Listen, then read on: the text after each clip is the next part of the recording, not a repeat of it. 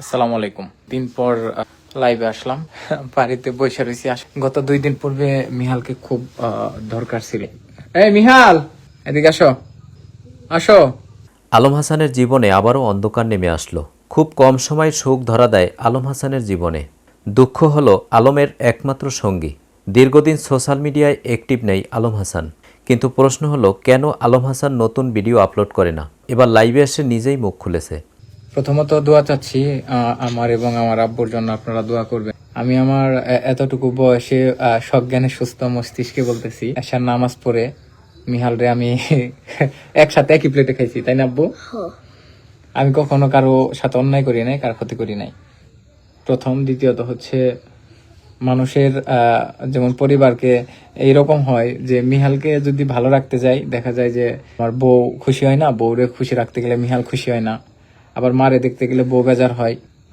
এরকম পৃথিবীর কোনো মেয়ে এখন বর্তমান সময় মেনে নিতে চায় না। অনেক বোনেরা আমাকে অনেক বকেন, এজন্য আমি আপনাদের প্রতি মন খারাপ না, ধন্যবাদ। শুধু দোয়া করবেন আপনাদের যেন আমার মতো পরিস্থিতি কারো সম্মুখীন না হয়। লাইভে এই জন্য আসছি, এখন থেকে হয়তো ফেসবুকে কমও আসতে পারি কিংবা বেশিও আসতে পারি, কিন্তু দেশের বাইরে যাওয়ার চিন্তা ভাবনা করছি, তাহলে দ্রুত বাইরে যাব।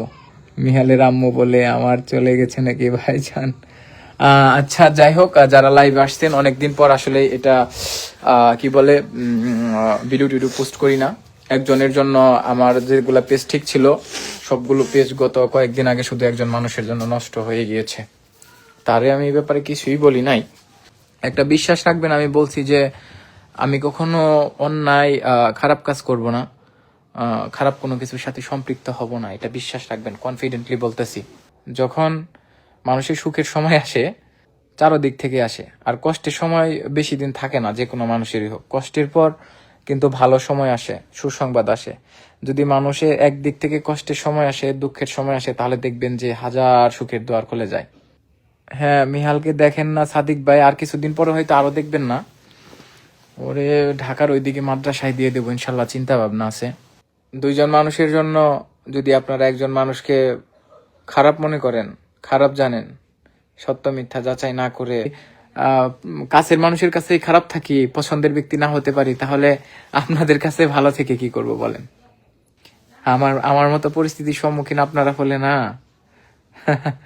খুব কষ্ট হয়ে যেত।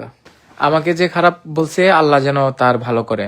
কিন্তু চরম সত্যি কথা বলতে একটা জিনিস থাকে জানেন, সত্য কখনো গোপন এবং লুকিয়ে রাখা যায় না, সেটা প্রকাশ পাবেই।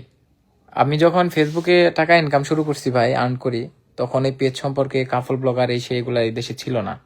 তখনই টাকা পয়সার পিছে ঘুরলাম না, আপনারা বলতেছেন যে টাকার জন্য এরকম করছি। ধন্যবাদ। তো আগামীকাল ঢাকা যাচ্ছি ইনশাল্লাহ, দেখা হবে। ইসরাত জাহান পিঙ্কি সালাম দিয়েছেন। ওয়ালাইকুম আসসালাম। সবাই ভালো থাকবেন।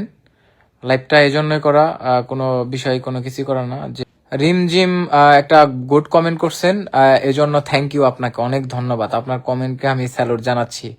রিমঝিম আপু নাকি, থ্যাংক ইউ। সোনিয়া খাতুন বিথিকা, ওয়ালাইকুম সালাম, ভালো আছি। একদিন লাইভ করব 10টার পরে, ওই দিন আপনাদের সমস্ত কমেন্টের রিপ্লাই দেওয়ার চেষ্টা করব।